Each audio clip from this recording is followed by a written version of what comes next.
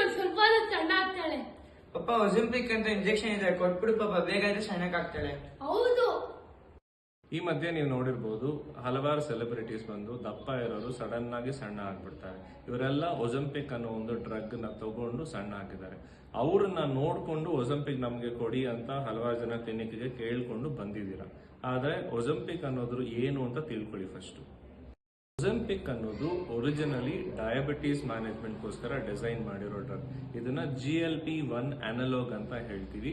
ಇದು ಬಂದ್ಬಿಟ್ಟು ಇನ್ಕ್ರೀಟಿನ್ ಅನಲಾಗ್ಸ್ ಅನ್ನೋ ಜಾತಿಗೆ ಸೇರಿರುವಂತದ್ದು. ವೆಯ್ಟ್ ಲಾಸ್ ಬಂದ್ಬಿಟ್ಟು ಇದರ ಸೈಡ್ ಎಫೆಕ್ಟ್ ಅಷ್ಟೇನೆ.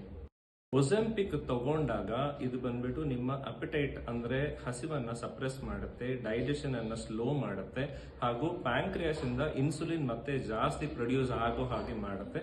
ಅದರಿಂದ ಬ್ಲಡ್ ಶುಗರ್ ಕಂಟ್ರೋಲ್ ಆಗುತ್ತೆ ಹಾಗೂ ವೆಯ್ಟ್ ಲಾಸ್ ಕೂಡ ಆಗುತ್ತೆ.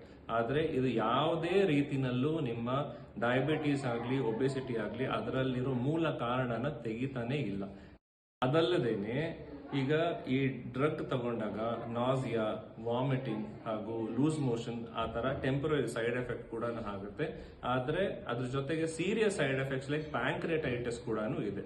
ಸೊ ಈ ಡ್ರಗ್ ಸೇಫ್ಟಿ ಪ್ರೊಫೈಲ್ ಇನ್ನೂ ಪೂರ್ತಿಯಾಗಿ ಎಸ್ಟಾಬ್ಲಿಷ್ ಆಗಿಲ್ಲ. ಸೈಡ್ ಎಫೆಕ್ಟ್ ಪ್ರೊಫೈಲ್ ಅಲ್ಲದೇನೆ ಯಾವಾಗ ನೀವು ಡ್ರಗ್ ತಗೊಳಕ್ಕೆ ಸ್ಟಾಪ್ ಮಾಡ್ತಿರೋ ಮತ್ತೆ ನಿಮ್ಮ ವೆಯ್ಟ್ ರೀಗೇನ್ ಆಗುತ್ತೆ. ಸೊ ಲೈಫ್ ಲಾಂಗ್ ತಗೊಳ್ತಿರ್ಬೇಕಾಗುತ್ತೆ. So that is practically not possible. ಯಾವುದೇ ಮೆಡಿಕಲ್ ಕಂಡೀಷನ್ ತಗೊಂಡ್ರು ಅದರ ಮೂಲ ಕಾರಣ ಬಂದ್ಬಿಟ್ಟು ನಿಮ್ಮ ನ್ಯೂಟ್ರಿಷನ್ ಅಥವಾ ನಿಮ್ಮ ಲೈಫ್ ಸ್ಟೈಲ್ ಅಲ್ಲಿ ಇರುತ್ತೆ.